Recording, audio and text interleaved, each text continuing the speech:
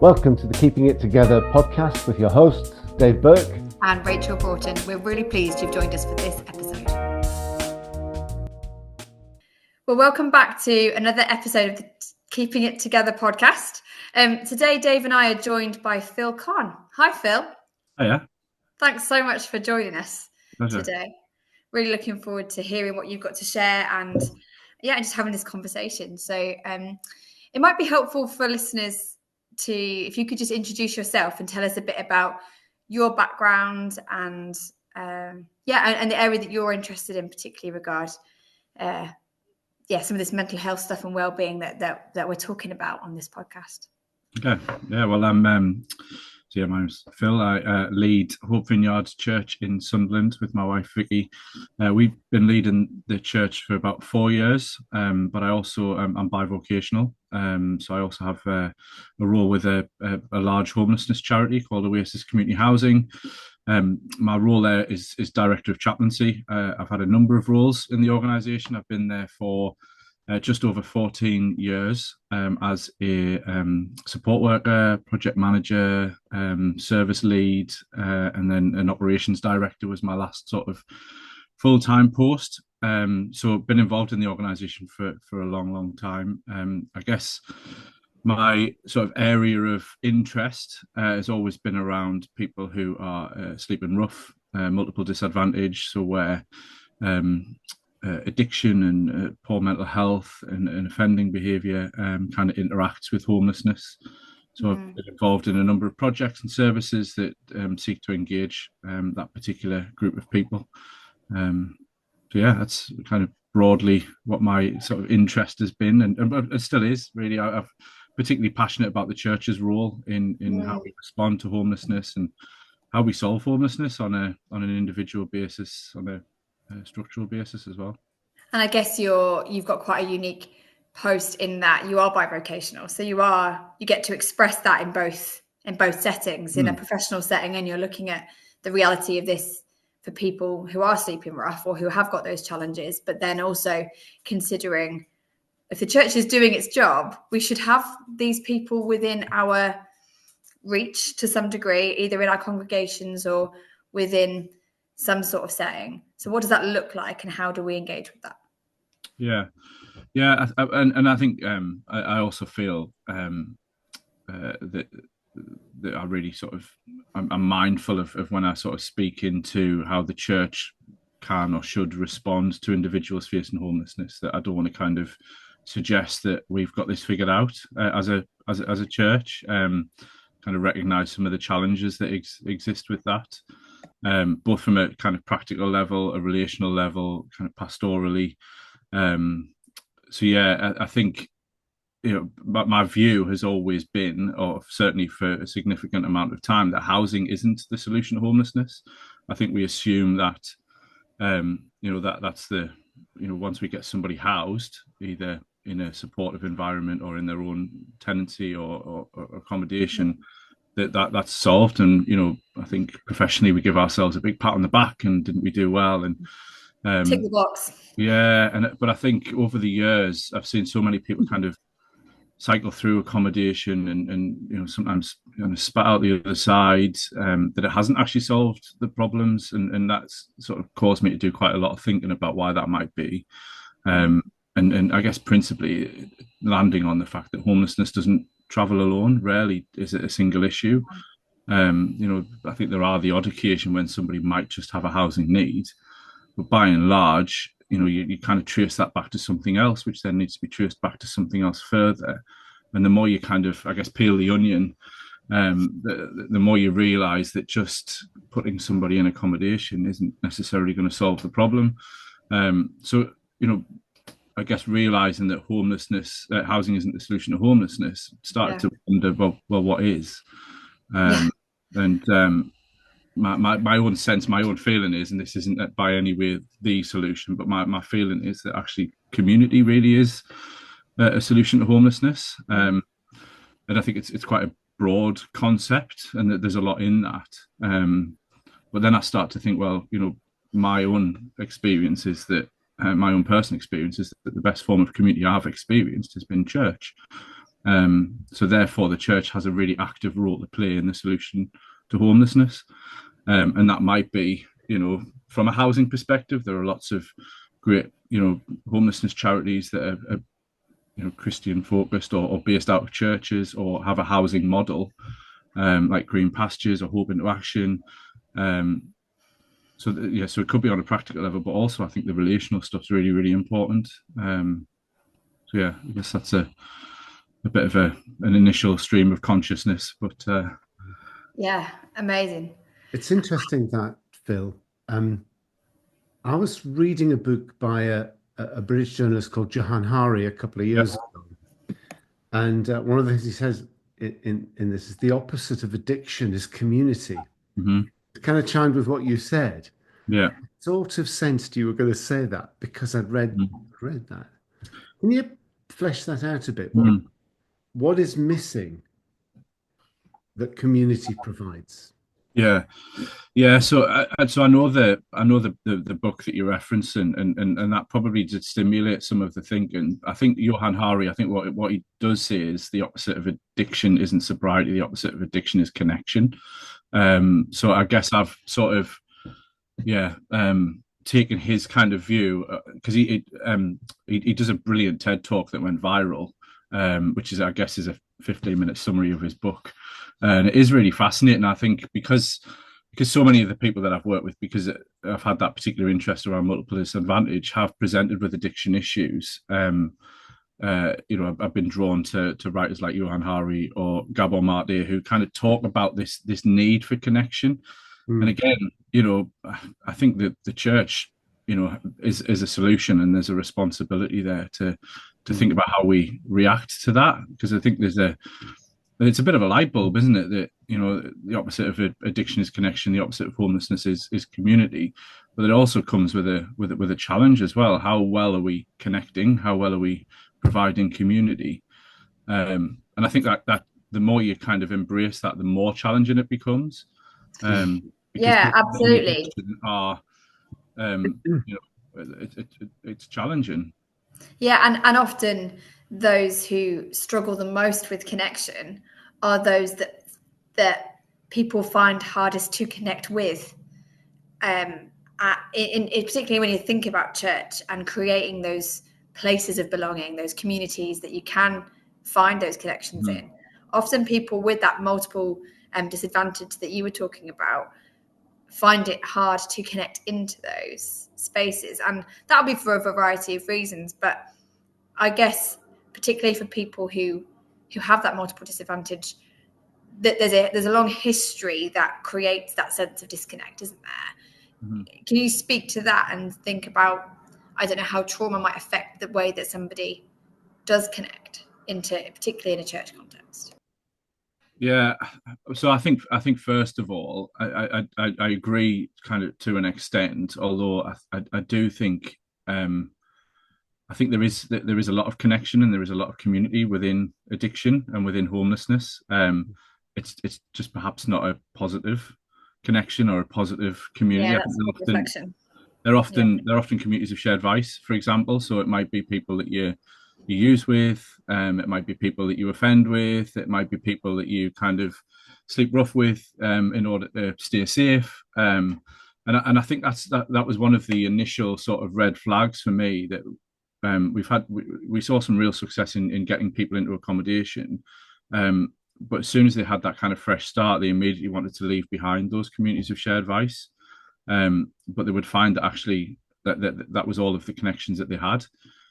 So we were kind of threatening their connection, or not deliberately, but we were sort of, I guess, reinforcing that disconnection. But then we didn't really have much to replace it with, because we were professionals. We finish at 5 p.m. on a Friday, and then there's this really long weekend stretching ahead of people where we're like, all the best, see you Monday morning. So the housing's kind of solved, but then the sort of connection and the community thing has been broken in the process. Meanwhile, we're celebrating the housing, but actually we've created another crisis, a crisis of connection or a crisis of community. Mm-hmm. And there isn't a tangible or an immediate easy solution to that. Housing is quite an easy solution. I mean, perhaps not nationally, and perhaps in certain areas of the country it's more challenged than others. But in the northeast where I am, housing isn't that, it's not the challenge that it is in some environments. But I think that's when you begin to kind of trace it back to the trauma piece, I think, because there is a risk that if we don't think really carefully and really well about breaking those connections and disrupting that community of shared vice, then we're potentially re-traumatizing people, which there are layers and layers of trauma, aren't there? Often, and people who are experiencing homelessness itself is a trauma.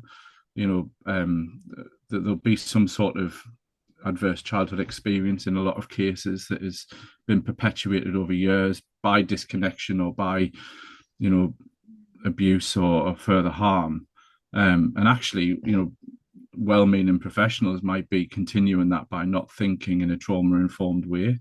So at Oasis Community Housing, we've done a lot of kind of thinking about this and quite an in-depth piece of research with Northumbria University quite recently, which has been published, and we're starting to sort of make quite a lot of noise about that.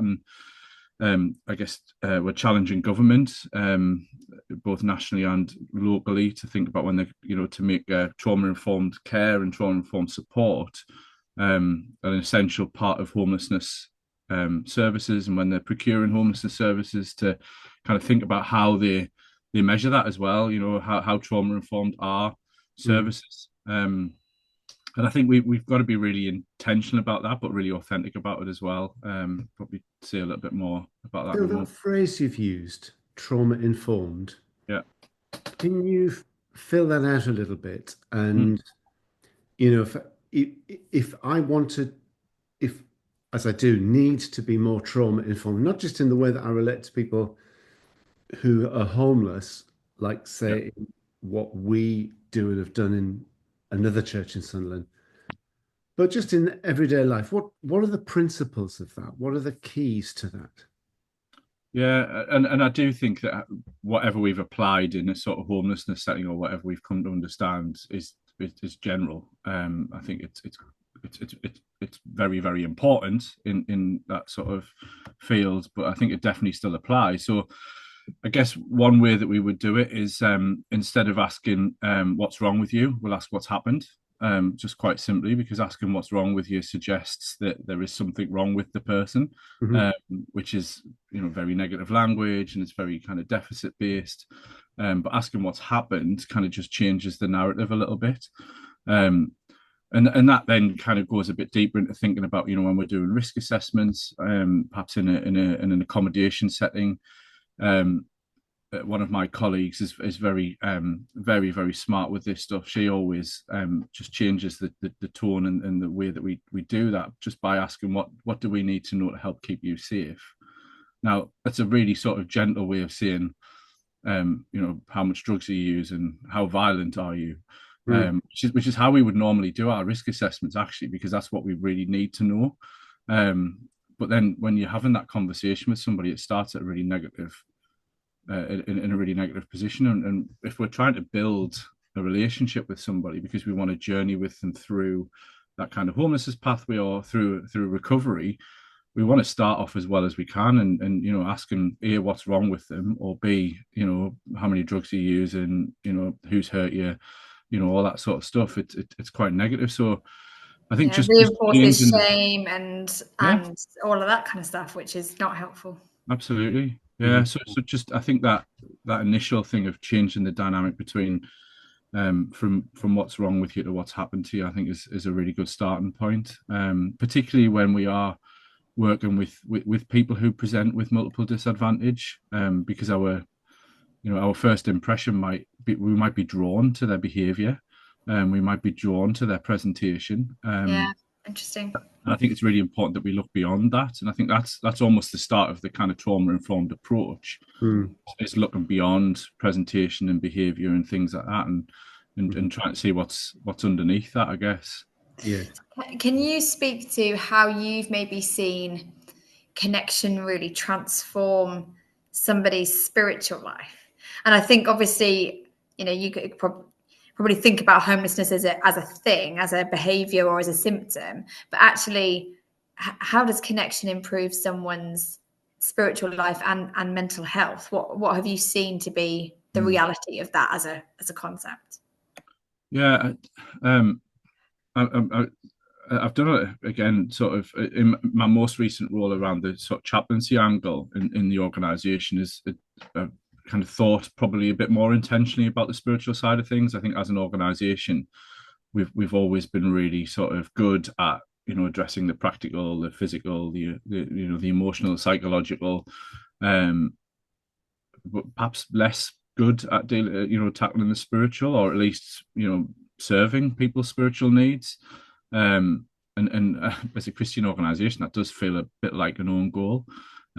So we've been kind of really thinking quite deliberately about that. And there's a really interesting bit of research done. It's almost 20 years old now. I think it was 2005, called Lost and Found. It was by the research organisation Lemos and Crean.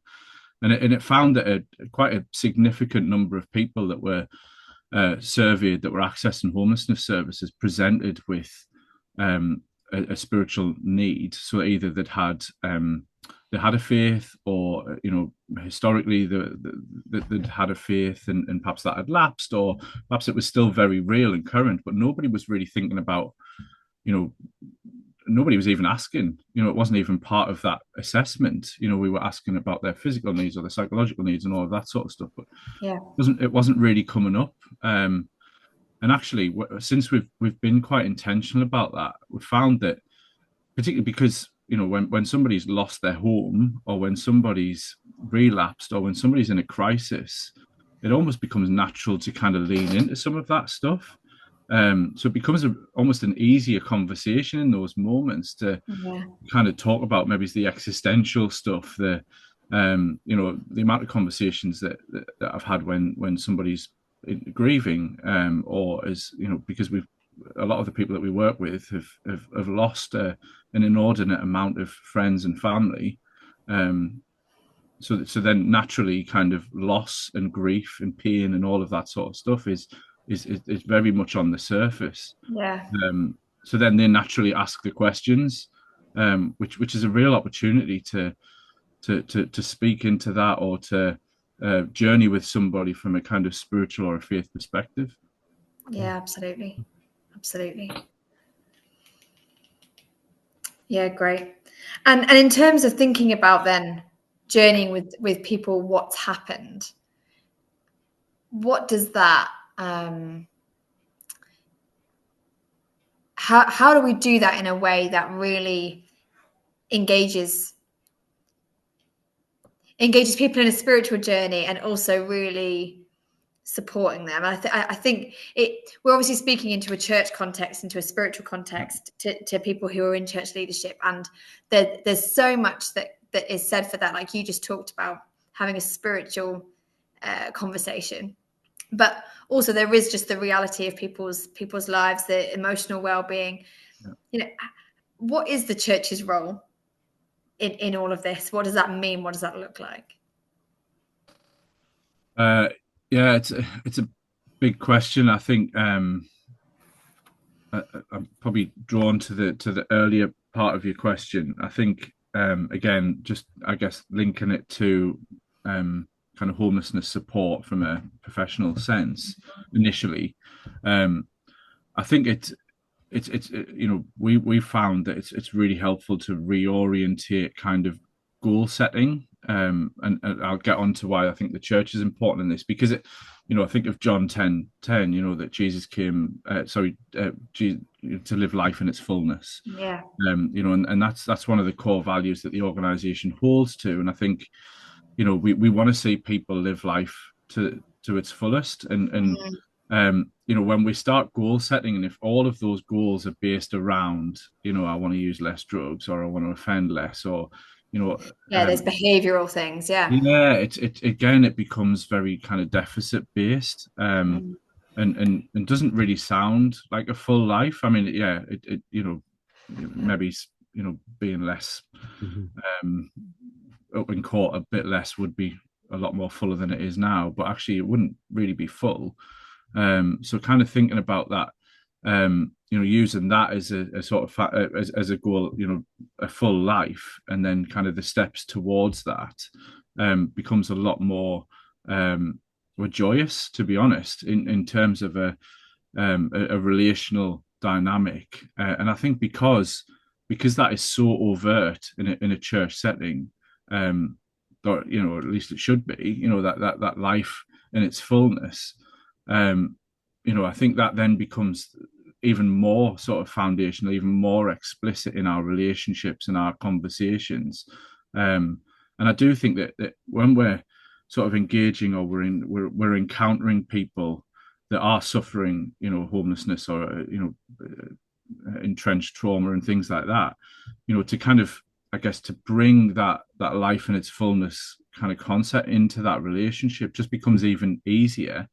In one sense, I think there's still a lot of challenges in that, but I guess I suppose what I'm saying is the church should be a lot more confident in how we engage people, because we have the answer. Which I think a lot of professional organisations, we're constantly evolving. There's a lot of new things on the horizon. I've been in the industry, the homelessness industry, long enough to remember when we'd never heard of trauma-informed care or psychologically informed environments. Yeah. I've seen a number of different sort of trends and things like that exist. But actually, the church has always been a bit of a front runner with this stuff, because it's naturally relational. It's naturally hope-filled. It's naturally joyous. When we talk about kind of psychologically informed environments, church spaces generally, when there's a hot cup of coffee and a warm welcome, I think that in itself is psychologically informed. We just wouldn't necessarily describe it as that. Yeah, there's language that we wouldn't necessarily have. Yeah, a friend of mine says the most powerful pastoral tool is a teapot. Yeah, I think there's a lot to be said for that sort of personal connection. I like that phrase you used, to journey with somebody, because I think often as a Christian, I'm orientated towards telling people like it is. Just tell them, Dave. But actually it's not that. And, Jesus walked with people for 3 years to help to shape their lives. And I think we should be prepared to do that too. So I love that phrase. Yeah. Here's a conundrum, which I bet you feel. You're an organization, you've got funders, you've got partnerships in the local community, but you're a Christian organization, and so you tread a sort of a line, don't you? And for a lot of the people that you work with and maybe work for, being really overt about your Christian spirituality might be a problem. How does that work? Yeah, I mean, there's definitely a tension there, and like I say, we've been exploring that recently, and there's some really interesting research around that. So Theos think tank produced a paper called "The Problem with Proselytism," I think it was called, and kind of looked at Christian charities in particular that might kind of either dim their light, to use a Christian biblical illustration, and others that would perhaps turn the wattage up, and what the impacts of that was. And the findings were really, really interesting, actually. The research found that there was no real evidence that proselytism is an issue. It couldn't find anything that's any tangible examples of where the people that are in receipt of a charity's support had somehow been oppressed by the Christian narrative. I think that there were examples years and years ago of making people sit through a 15-minute sermon before they'll get food in a soup kitchen. Those things just don't really happen anymore. There's no tangible evidence. So I guess the findings were basically funders and commissioners need to relax. not to worry, because actually Mhm. Christian organisations are really, really good at this stuff, and Yeah. are very, in a lot of cases, incredibly professional, and have this added kind of string to their bow that secular organisations don't have because of their motivation. And also Christian organisations should be a lot more confident about their gospel intent. You know, that Yeah. actually, what we have is the answer, and we perhaps need to be a little bit more bold.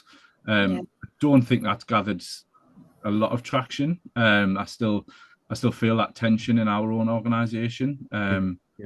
You know, I think you mentioned the teapot. We had a funder years ago when we first established a drop-in centre, and the funder, what we used to count cups of tea and coffee, how many cups of tea and coffee were served in this drop-in centre. And the funder just said, I've never heard of something so ridiculous. Why are you telling me that you've served this? And it was the exact same thing. It was because every cup of coffee represents a conversation. Yeah. Every cup of tea represents a moment where you've welcomed somebody and you've sat down with them and you're on their level. Yes. And I think that's more powerful than any other metric that we had in that service. Absolutely. But he also was very, very challenging around the faith angle and the sort of Christian ethos of the organisation, and I quite enjoyed the conversations because I felt like we had a really good defence. And the defence was our success rate, and seeing people journey through the service and find their way to, you know, safe and secure housing and recovery and all of that sort of stuff. So I do think that we Christian organisations need to, and should be a lot more sort of confidently Christian. Yeah, it's wonderful. But that probably needs a little bit more sort of understanding that, you know, perhaps it isn't the problem that we think it is. Because you only need one funder to sort of challenge your sort of Christian ethos, and then you kind of think the power it away. Yeah. I just want to circle back on something, because I was thinking about what you were talking about in terms of, you know, we sort of, people want to tick the box of they're not homeless anymore, or then, you know, they're using less or whatever, to sort of tick those boxes. And I was just thinking about in church how often we jump to behavior management and sin management, quote unquote, rather than really digging into the depth of what's going on for somebody. And Jesus was like an expert at this, wasn't he? He didn't just look simply at the behavior that was going on in people's lives, things that were physically presenting. He was so good at speaking to the heart of a person in a situation. And I just really see the symmetry in that, really, in what you were saying about tackling homelessness as an issue. Dealing with that in isolation doesn't solve the issue.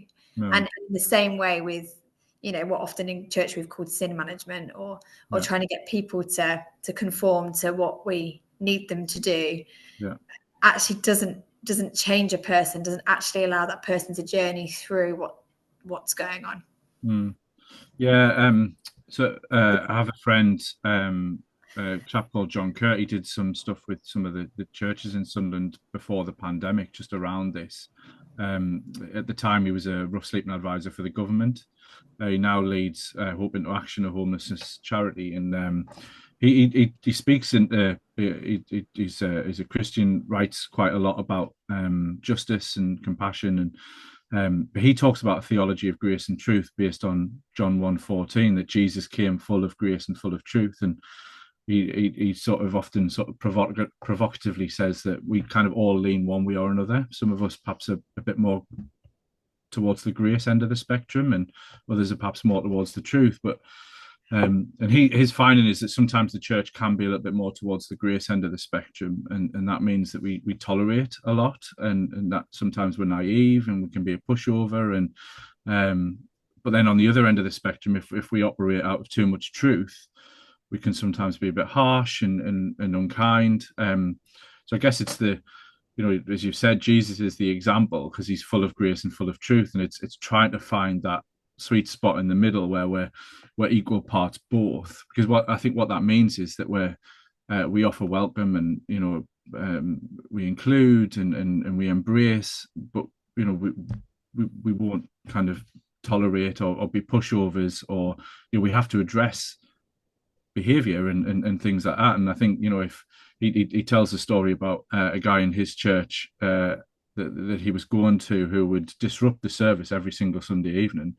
So people were leaving in their droves, and he was like, in our bid to include him, we were beginning to exclude others. So if you kind of just operate towards that grace end of that scale, and well, we absolutely will not address this behavior because otherwise he won't feel included, then what happens with everybody else? It's a real challenge, but as usual, Jesus sets a brilliant example. I think it's a really helpful kind of framework to kind of be constantly thinking about. With this individual, am I being too gracious or too truthful? Do I need to kind of flex the truth muscle a little bit and kind of have a very gentle, kind conversation about the way that he just spoke to that person? Or perhaps do I need to be a bit kinder and maybe just relax a little bit around this person and say, well, the way she's presenting today is because of X. And actually, I need to think more about that. Phil, can I just try and capture over the last 20 minutes or so the essentials of what you're saying? You can maybe tell me if I've got it right, that connection is an important, deeper need that we need to address. That to do that, journeying with somebody is the attitude we should have, rather than seeking the one conversation that solves it, or the one event that solves it. Yeah. That we have a right and it is good to be more overt about who we are spiritually. We're followers of Jesus, and his way is true. And that we find a balance. We always keep a tension between grace and truth. Too much of one or the other can be. Yeah. Is that fair? Yeah, I think that's a really good summary. Yeah, I think we sometimes have to fight the instinct to fix people. And I think if we're willing to invest time and invest in a relationship, I think that the mending will inevitably come. And that's not necessarily a linear process. I think very much it's sometimes 3 steps forward and 2 steps back, but that's aggregate progress, isn't it? Yeah, fantastic. Yeah, Phil, thank you so much for your time and your wisdom, your conversation today. If somebody's listening whose church is beginning to engage more with people with multiple disadvantages, you said, or homelessness, specifically, where can they go to get resources or to get more support? So a couple of really good kind of Christian organisations that would always be happy to offer input and advice would be so Oasis Community Housing would be the obvious one, and I would probably get reprimanded if I didn't mention that. Hope into Action, if you're kind of looking to provide some practical resources. Green Pastures is a really great again sort of organisation around the sort of tangible responses. Homeless Link, they have a website that kind of gives information on local, so you can kind of just put a postcode search in, it'll throw up what what services are available in your area, and I would always encourage churches to kind of find out what's on the doorstep, what's in your neighborhood, how you can support them, how you can work with them. Most of them would be delighted to hear from you. The ones that don't, I would probably stay away from. Excellent advice. Brilliant. Thank you so much. Really appreciate your time today. Thanks, Phil. All right. Good to see you both. Thank you.